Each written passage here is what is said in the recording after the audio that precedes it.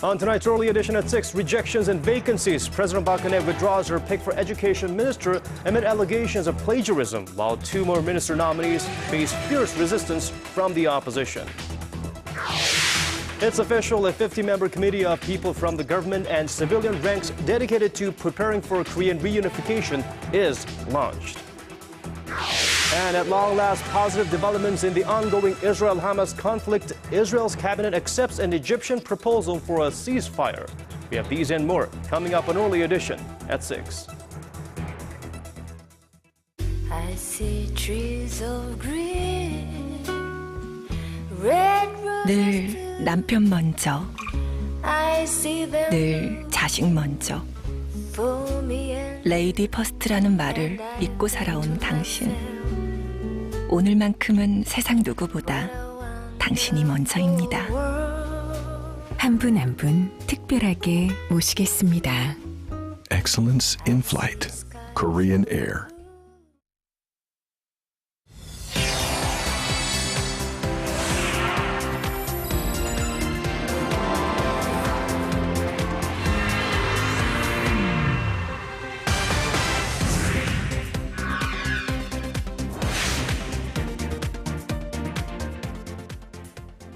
It is 5 a.m. in New York, 5 p.m. in Beijing, and 6 p.m. on Tuesday, the 15th of July here. Live from Seoul, I'm Moon Gon-young. And I'm Daniel Cha. Thank you for joining us. President Park has been under pressure from the opposition party to withdraw some of her cabinet nominations, and today she decided to drop one of them. Well, Kim Myung-soo is out as education minister nominee, and one of her political aides are in. The president, meanwhile, asked the parliament to reconsider two other nominations that remain held up. Our Choi Yoo-sun has more. President Park's spokesperson Min Kyung-wook on Tuesday said the president had withdrawn Kim Myung-soo's nomination for education minister and second deputy prime minister after he was grilled by parliament over allegations of thesis plagiarism. President Park quickly named five-term ruling Saenuri Party lawmaker and former party leader Hwang Woo-yeol as the new nominee for that post. Hwang's expertise in the field from his time as the chair of the Parliamentary Education Committee and his abilities as a mediator were highly noted. Selecting her political aide and a prominent figure within the party is thought to be a part of President Park's strategic move to expand her authority over state affairs. Hwang has also worked closely with Choi Kyung-hwan, who's been tapped as the finance minister and first deputy. Choi was the floor leader when Hwang headed the party. As for the two other cabinet nominees that remain unconfirmed over allegations of perjury and real estate speculation, the president requested that the parliament reconsider them. While midnight Tuesday is the deadline, the president is widely expected to appoint 7 of the 8 new cabinet ministers without parliamentary approval on Wednesday. Meeting with the ruling party's new leader Kim Moo-sung earlier Tuesday, President Park stressed the need for a new cabinet and the party leadership to cooperate on a series of bills related to the economy and another that came about in the aftermath of April's ferry tragedy. On Tuesday, the president also named a safety management expert as her new vice security minister and an administrative veteran as her new senior presidential secretary for personnel affairs. Choi Yoo-sun, Arirang News. Now, the ruling Saenuri Party on Monday chose a 5-term lawmaker, Kim Woo-sung, to lead the Conservative Party for the next 2 years. And it looks like it will be a different 2 years than the previous ones, as a new party leader has signaled to take a different approach when it comes to the party's relations with the Park Geun-hye administration. Here's our Ji Myung-gil reporting on the expected changes.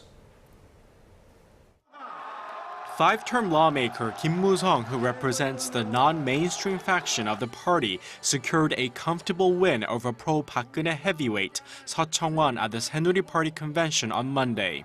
With Kim now in charge, the ruling party's relationship with the presidential house of Cheongwa-dae is expected to undergo significant changes.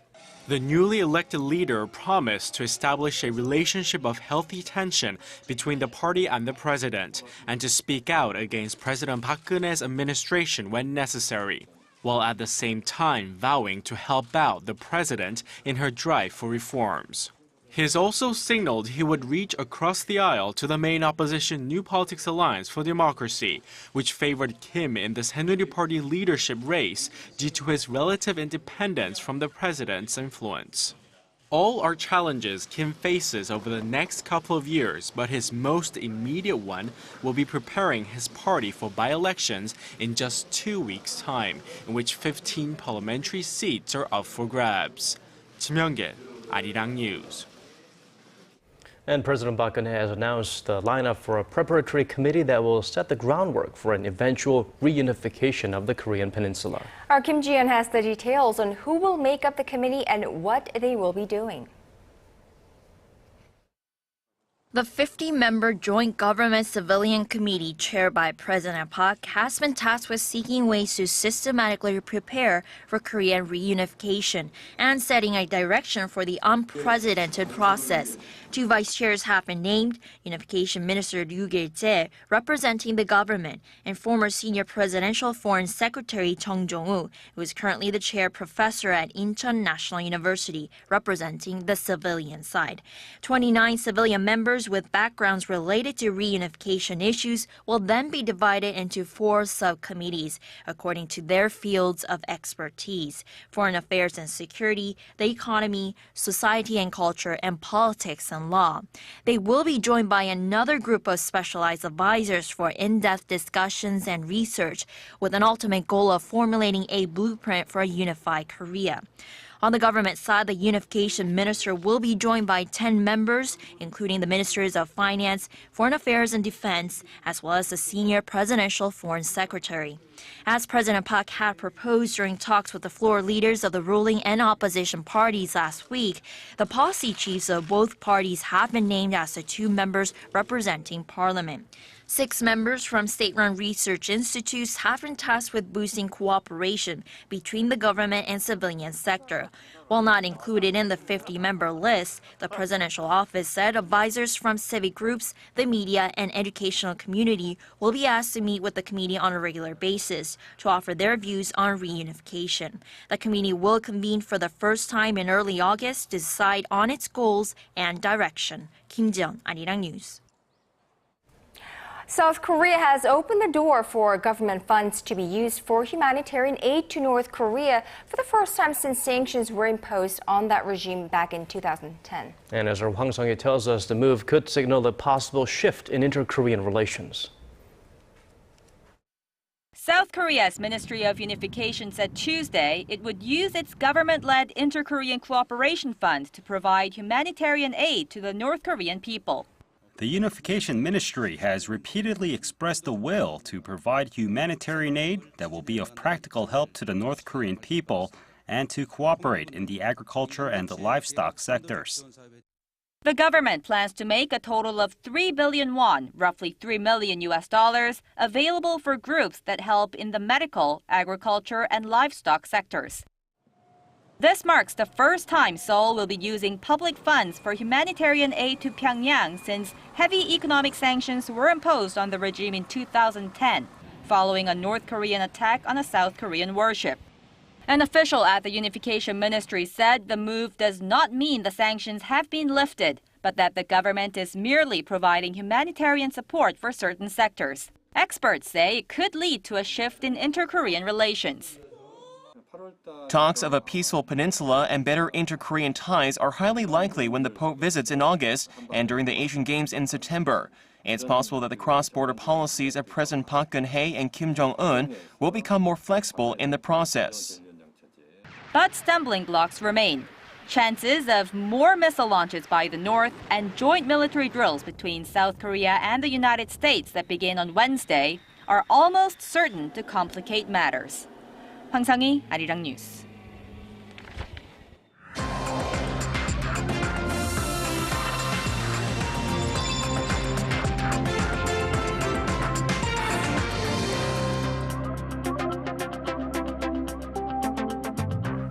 Well, North Korea fired at least 100 rockets into the East Sea on Monday, a day after test launching missiles in violation of UN resolutions.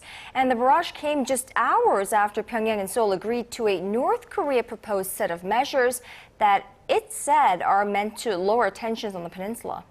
Well, just ahead of Thursday's meeting between the two Koreas on the North's participation in the Incheon Asian Games, but also ahead of annual South Korea-U.S. joint military drills. So a series of missile and rocket launches on one hand and an olive branch, at least that's what North Korea claims it to be, on the other. What kind of a message is North Korean leader Kim Jong-un trying to send exactly? Well, joining us to make sense of it all is our Dr. Kim Cha-ru, senior researcher at the Korea Institute for Defense Analysis. Dr. Kim, welcome to the program. Good to be back. So this mixed signals that we seem to be getting from North Korea, what do you make out of this? What are the North's true intentions? Interestingly, there's on Sunday's surprise missile test, and yesterday's over 100 projectiles into the East Sea is mixed with all the self-exposure and propagandist, although it's propagandistic, to consolidate Kim Jong-un's military power within. That's one thing. The other side of the coin is that he is trying to send a message toward the United States, and particularly at this juncture, the United States George Washington aircraft carrier just arrived in Busan. He sends the clear signal to the United States. North Korea is well prepared and ready to fire whatever operations they are facing off at the East Sea. So interestingly, the fighting side getting closer to the DMZ, and which is that they are trying to send a message.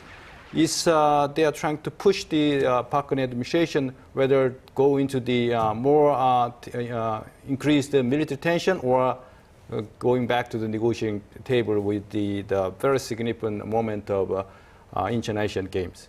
So you just mentioned that they are firing closer and closer to South Korea, basically, when they're doing these tests. What can we expect from them next, and how should we respond to their, way of poking at us to respond to them? Yes, your question reminds me, the fourth nuclear test. The China, United States, and even Kim Jong-un fully aware the fourth nuclear test will be the clear red line. So while keeping the standby posture with the fourth nuclear test, they are trying to show off its mobility. Whenever they wish to firing the so-called transporter and the reactable launcher, this mobile capability is very critical to the defend the security and the stability in this region. So the Scud missiles, whatever catalog of missiles, is not the point. The decision-making style of Kim Jong-un is erratic, and he is trying to show up his decisiveness in whatever manner. So at this point, we have to consider the Kim Jong-un's mindset with all the surprise attacks, even particularly in the middle of the night on Sunday. Well, now let's talk a little bit about the North Korea's relations, or lack thereof, with its regional, neighboring countries. U.S. President Barack Obama actually had talks with Chinese President Xi Jinping earlier today, where the two leaders discussed North Korea's nuclear program. And some are saying that they are detecting some kind of a change in U.S. policy towards North Korea. So I suppose, do we foresee the resumption of the six-party denuclearization talks? And if we do, is that even the best way to go at this point? It's too early to predict the next round of the six-party talks. But with the end of Ulchi Freedom Guidance, the annual joint military exercises, upcoming planned participation of the North Korean cheerleading squad and athletes in Incheon will make a new turning point for the more lively and direct relationship between North and South. And domestically speaking, although unification and North and South Korean relations is international agenda, it's still a very domestic politics agenda. So for the Park Geun-hye administration, even Obama and Xi Jinping need some kind of boost from the domestic public opinion. So even Obama, with all the backlashes and problems and other areas of this world, Obama needs some kind of success story, at least at the photogenic sense of a success story. So that's why its mode of the situation has been changed. Particularly even Prime Minister Abe, Japan's factor is very critical in terms of unification and security-wise, because I predict or suspect Prime Minister Abe is willing to contemplate whether he should go to Pyongyang or not. It's up since September this time. So I think there's some things going on in those trilateral setting, particularly at this time with the George Washington's and search and rescue operations and in this area. So security-wise, unification-wise, it's very good topic for the top politicians, particularly presidents of those concerned countries. So basically, we foresee some kind of a change, a drastic change coming along in terms of the political or diplomatic front or the climate in the Northeast Asian region. I would say the 40% domestic issue and 60% of the North Korean problem is international agenda. So rather than focusing too much on the preparation committee in this South Korean government, it's good to see those kind of new preparation. But what about the China's perception? Japan's counter positioning is getting closer to the Pyongyang, and the interest in Beijing and Seoul obviously getting closer. And this international arena, there's no old friend and new friend at all. Old national security and national interest is the best policy. Particularly on top of that, current leaders' popularity issue is a big thing. So why don't even Kim Jong-un showing up with military commandership with the excessive exposure with the Nodong Shinmun, all the lively image they're providing us for the broadcasting services here in Korea. Well, no one's an eternal friend or enemies in this world, in this dimension that we live in, apparently. Well, thank you so much for your time and your insight, Dr. Kim Chol. We look forward to having you back here real soon. Thank you.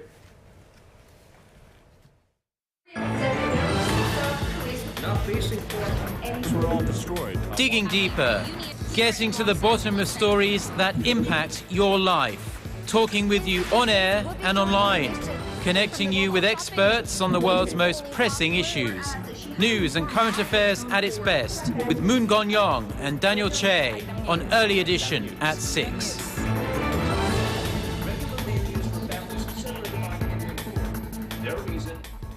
Well, Israel has accepted Egypt's proposal for a ceasefire in a week-long conflict between Israel and Hamas.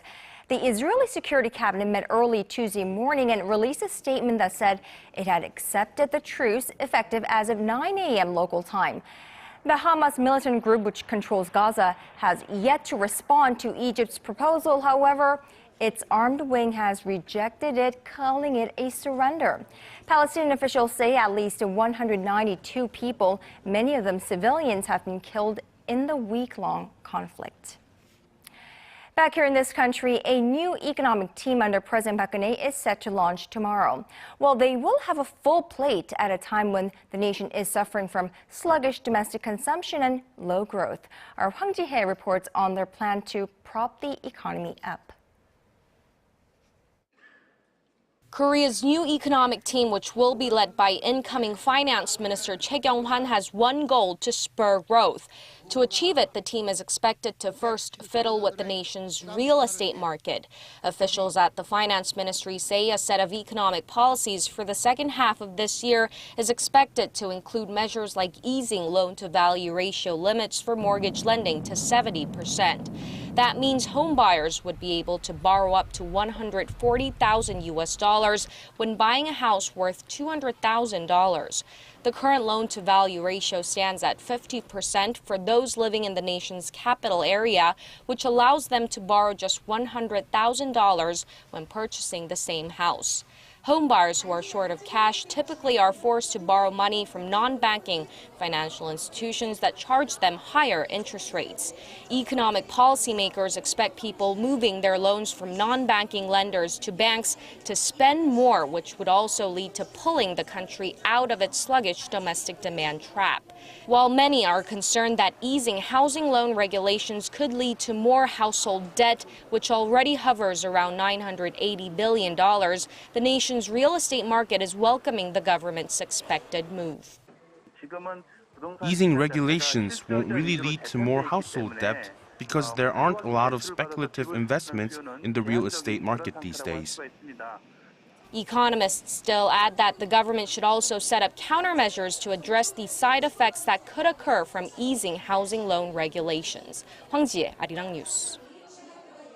Customs officials had a busy first half of the year. The Korea Customs Service says it confiscated 51 kilograms of illegal drugs from January to June. That's up more than 60% on year and the most on record for a 6-month period. Methamphetamine is the nation's most abused illegal narcotic, made up nearly 80% of all drugs smuggled in. Customs officials say most drugs came into Korea in one of two ways, either in massive amounts through international criminal organizations from Mexico and China, or in small amounts from overseas through the Postal Service. The Customs Service says they will share their information with other countries to cut down on the amount of illegal drugs being smuggled into the country. If you own an iPad and have a skin rash, the two may not be independent of each other. The Pediatrics Medical Journal recently featured the case study of an 11-year-old boy who was being treated for allergic contact dermatitis in San Diego. Doctors found that the boy's first-generation iPad, which he used every day, contained nickel in its outside coating. They advised him to refrain from using the tablet PC altogether. But before you run into your local Apple store to file a complaint, it should be pointed out that it's not yet certain whether all iPads contain nickel. Apple said in a statement that its products are made with the highest quality materials and added that allergies like the one reported are extremely rare. Well, rare, I would say, because I'm not suffering from any of those skin rashes, but you never know, so you might be on the lookout for that. Well, on the cultural front, a new exhibition opened here in Seoul on this Tuesday, and it features the works of U.S. photographer Jordan Matter, who first gained worldwide recognition for his project called Dancers Among Us. And he is preparing more than 60 new images in Korea. Our Park Geun-hye sat down with him to find out what inspires him. It's all about the joy and passion of being alive.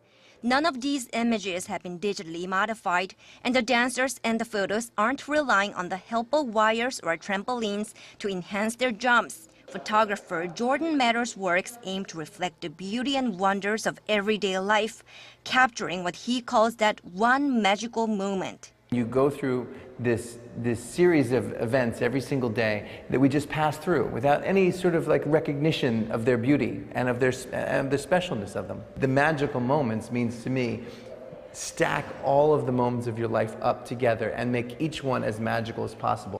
First inspired by his 3-year-old son, who was living a life full of joy and full of wonder in the moment, Matter came up with the idea of taking pictures through the eyes of a child.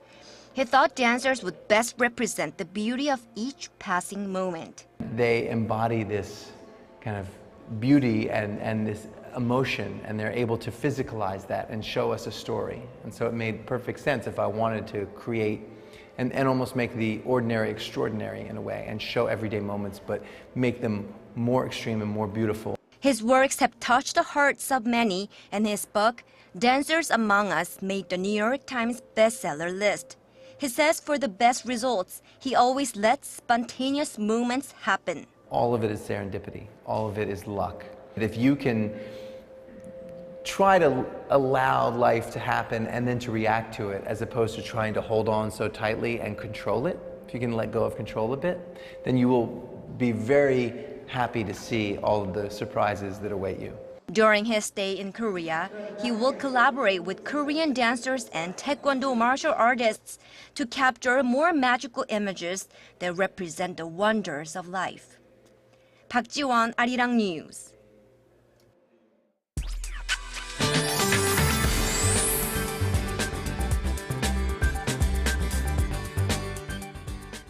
Well, weather-wise, a monsoonal front is slowly moving north on the peninsula, but right now the southern regions are bearing the brunt.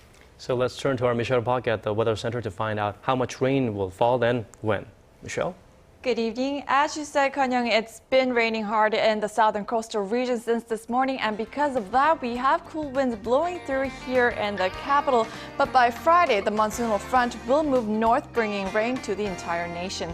Now, by tomorrow, Jeju can expect between 30 to 80 millimeters of precipitation, and the southern coastal region between 20 and 60 millimeters, while others in the south can expect it up to 30. Now, the rain continues down south tomorrow, while the rest of Korea will have either cloudy or sunny conditions. Now, the temperatures are expected to be slightly lower than today. Now, going over to our temperature readings, Seoul will start off the morning at 22 and reach up to 32 in the afternoon. Meanwhile, the southern cities such as Daegu and Busan peaks up to 30 and 25 degrees. Now moving over to other regions, Jeju Island tops to 26, Dokdo at 25, while Mankungang tops to 29. Well, that's all for now. Michelle, Park, and have a wonderful evening. Thank you for that, Michelle. That brings us to the end of our newscast. Thank you for watching. For our viewers in Korea and in places with similar time zone, have a wonderful rest of the evening. This has been Daniel Chen. And I'm Moon Geun-hye. To those of you in other parts of the world out of this time zone, have a great start to your day. And we hope to see you right back here, same time tomorrow. Bye-bye.